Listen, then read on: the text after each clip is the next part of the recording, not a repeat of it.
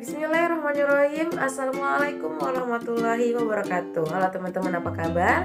Semoga kalian sehat selalu ya. Kali ini bertemu lagi dengan saya Lutfi Latul Hasanah dengan NIM 196511017. Kali ini kita akan bertemu lagi dengan mata kuliah Akuntansi Manajemen Lanjutan yang akan membahas mengenai bab 6B, materinya tentang target costing. Berikut videonya saya sampaikan. Semoga bermanfaat. Oke teman-teman, dalam pembahasan video kali ini kita akan membahas beberapa materi. Yang pertama ialah definisi dan formula target costing. Yang kedua, target costing versus sistem tradisional. Yang ketiga, alasan penggunaan target costing. Dan yang terakhir ialah keunggulan dan kelemahan target costing. Oke teman-teman, kita masuk ke dalam penjelasan awal, di mana seperti yang telah kita ketahui bahwa customer selalu ingin mendapatkan suatu produk yang berkualitas tinggi, akan tetapi dengan harga yang murah, sehingga perusahaan selalu dituntut untuk melakukan R&D atau Research and Development untuk permintaan customer tersebut. Perusahaan perlu menjalankan sistem manajemen biaya total yang terdiri dari yang pertama, penentuan biaya target atau gen kaki kaku, yaitu merupakan sistem untuk mendukung proses pengurangan biaya dalam tahap desain produksi. Dan yang kedua ialah penentuan biaya kaizen atau gen kaizen, yaitu merupakan sistem untuk mengurangi biaya dalam proses pemanufakturan produk yang ada dengan cara-cara tertentu. Oke teman-teman, kita masuk ke dalam pembahasan yang pertama, yakni mengenai definisi dan formula target costing. Target costing merupakan penentuan biaya yang diharapkan untuk suatu produk berdasarkan harga yang kompetitif, sehingga produk tersebut akan dapat memperoleh laba yang diharapkan. Dengan titik target costing menentukan biaya berdasarkan harga yang kompetitif, sehingga yang menggunakan target costing harus sering mengadopsi ukuran-ukuran penurunan biaya yang ketat atau merancang ulang produk atau proses produk agar dapat memenuhi harga yang ditentukan berdasarkan pasar, tetapi tetap mendapatkan laba atau memperoleh laba. Formula dari target costing dapat dirumuskan sebagai berikut. Target costing sama dengan harga jual kompetitif dikurang dengan laba yang diinginkan. Oke teman-teman, selanjutnya kita masuk ke pembahasan kedua, yakni mengenai target costing versus dengan sistem tradisional. Alur kegiatan dari sistem tradisional adalah sebagai berikut. Pertama ialah anggaran, setelah anggaran lanjut ke produksi, lanjut ke total biaya, harga jual, hasil aktual, dan variance. Dalam sistem tradisional, langkah pertama yang ditempuh adalah penyusunan anggaran. Setelah penyusunan anggaran telah disusun, barulah dilakukan kegiatan produksi. Setelah proses produksi itu selesai, akan diketahui besarnya total biaya yang dibutuhkan dalam proses produksi tersebut. Dengan demikian, baru ditentukan besarnya harga jual dari produk yang telah diproduksi dengan cara menambahkan laba yang diinginkan oleh perusahaan dengan total biaya yang terjadi. Dari total biaya yang ditambahkan, keinginan laba ini merupakan hasil aktual dari proses produksi ini. Langkah yang selanjutnya adalah membandingkan anggaran dengan hasil aktual atau biaya aktual dari proses produksi yang telah tersaji. Jika terdapat selisih, itu yang dinamakan dengan variance.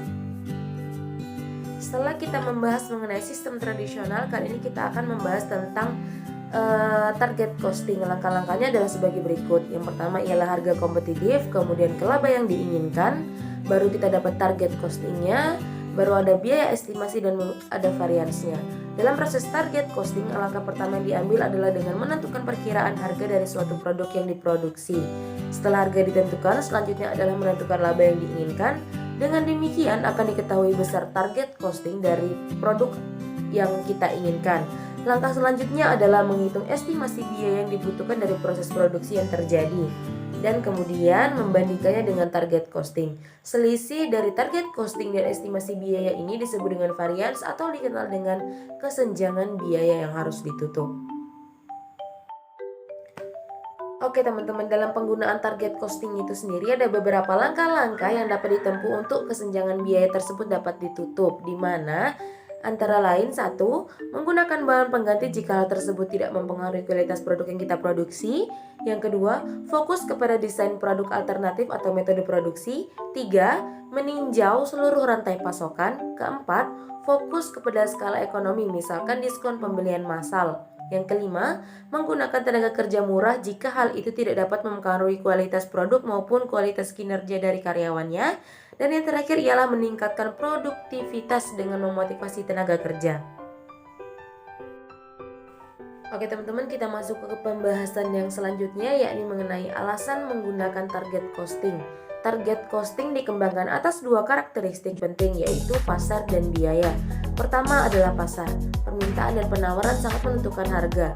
Dan bagi perusahaan yang mencoba untuk mengabaikan hal ini, maka mereka dalam keadaan yang beresiko. Oleh karena itu, untuk mengantisipasi keadaan tersebut dalam target costing diambil harga pasar. Yang kedua adalah bahwa sebagian besar sebuah profit ditentukan dalam tahap desain setelah produk telah dirancang dan masuk ke dalam proses produksi. Tidak banyak yang dapat dilakukan untuk mengurangi biaya.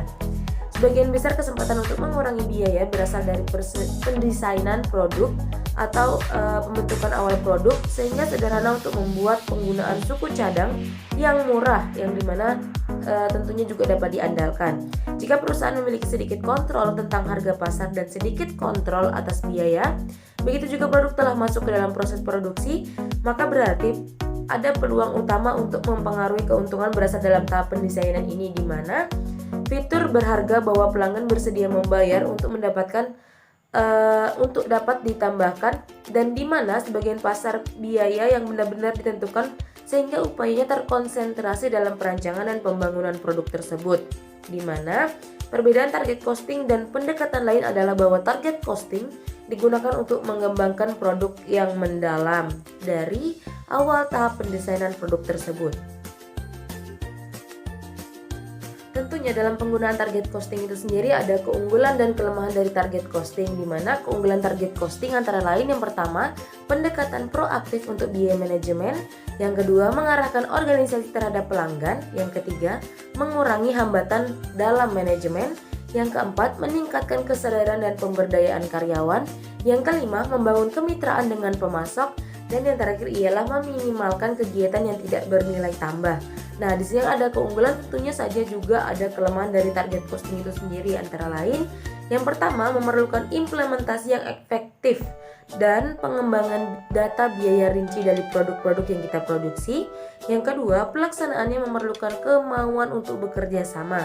Yang ketiga, membutuhkan banyak pertemuan untuk koordinasi tentang produk-produk kita yang akan kita produksi. Dan yang terakhir ialah mungkin dapat mengurangi kualitas produk akibat penggunaan komponen yang murah yang mempunyai kualitas rendah.